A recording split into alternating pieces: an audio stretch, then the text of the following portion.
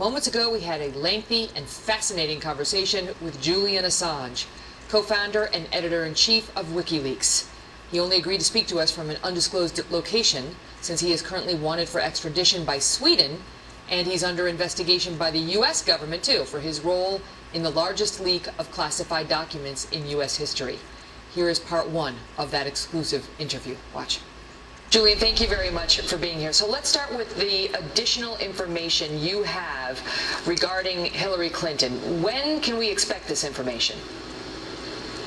While we're working around the clock, we have received quite a lot of material, stimulated, of course, by the US election process and by our major DNC revelation, which has now led to the resignation of 5 top officials in the DNC, including Debbie Wasserman-Schultz, the president, the last one, late last week. So, it's a complex business, what we do. We have to assess the veracity. We have a perfect 10-year record so far in never getting it wrong. We want to keep that reputation, understand how things should be formatted, what media we should be involved in, what is the best way to stage it out. Do we accumulate everything, assess it, publish it all in one batch, or do we do several batches? The approach that we've decided to take is that we do several batches. But give us a general sense. Are we going to see it before the November 8th election? Yes, absolutely.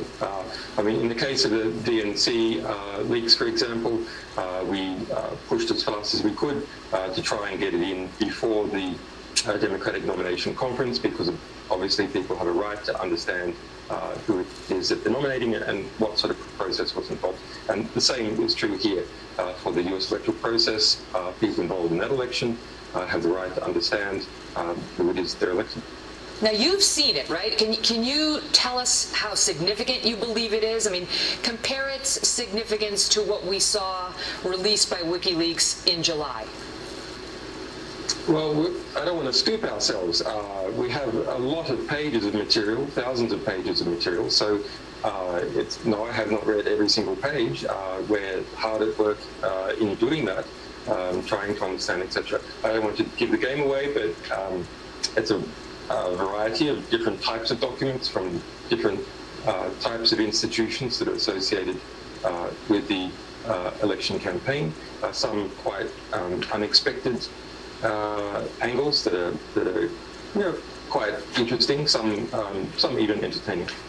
Do you right now, according to the average of all polls, she's beating Donald Trump by 5.5 points nationwide. She's way ahead of him in most of the swing states, not all.